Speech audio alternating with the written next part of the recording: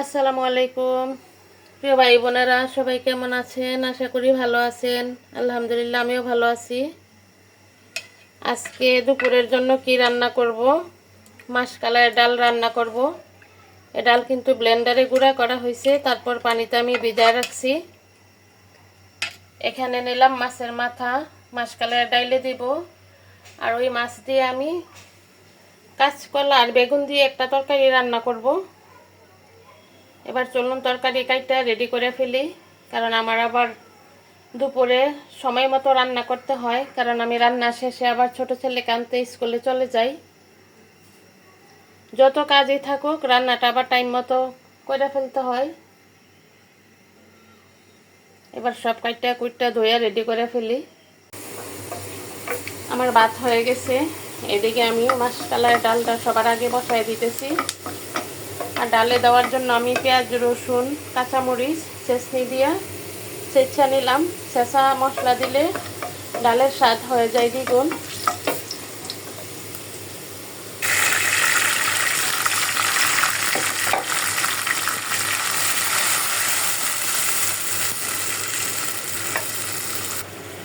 দিয়ে দিলাম বাটা আদা রসুন, আর দিয়ে দেব স্বাদ মতো লবণ।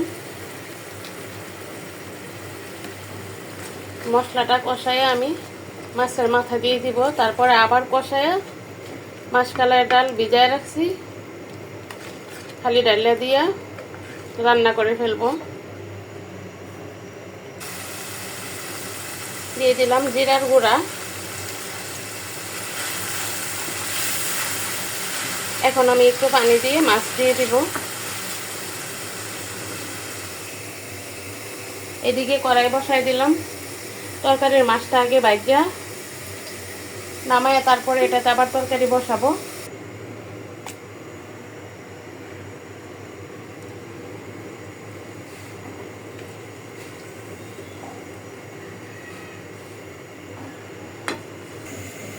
এখন মাছটা ভাজা ফেলি।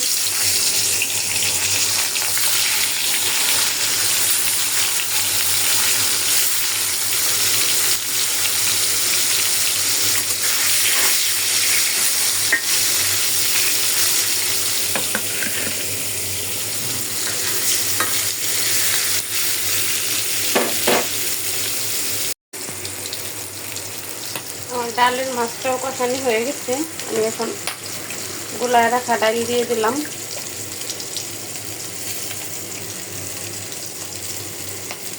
আমি ডাল দিয়ে একবারে যতটুকু পানি লাগবে দিয়ে দিলাম।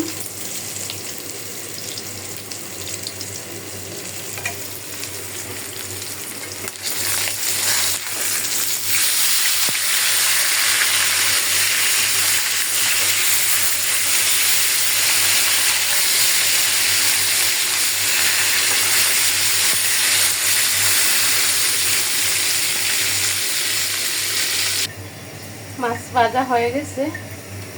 এখন আমি বেগুন আর কাঁচকলাটা হালকা করে একটু ভেজে নিই, বেশি ভাজবো না, যেহেতু কলা আছে।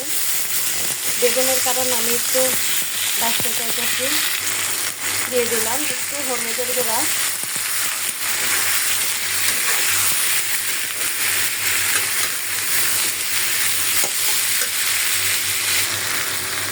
সবজিটা ভাজা হয়ে গেছে, দিয়ে দিলাম একটু রসুন বাটা। আমি আবার সব তরকারিতেই রসুন খাই।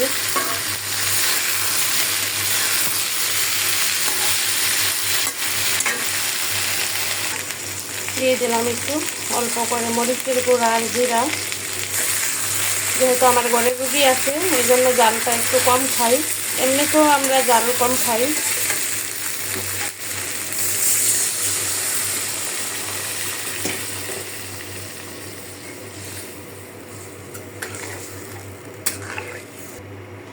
এদিকে ডালের অবস্থা প্রায় হয়েই গেছে, আর একটু সিদ্ধ হলেই নামিয়ে ফেলবো। রান্নার কাজটা কমপ্লিট হয়ে গেছে। কাঁচকলা বেগুন দিয়ে মাছ, আর এখানে মাছের মাথা দিয়ে মাসকলাইয়ের ডাল রান্না করলাম। এই ডাল হইলেই কিন্তু ভাত শেষ হয়ে যায়। মাশাআল্লাহ অনেক সুন্দর হয়েছে। ভিডিওটা আর বড় করব না, সবাই ভালো থাকবেন। আসসালামু আলাইকুম।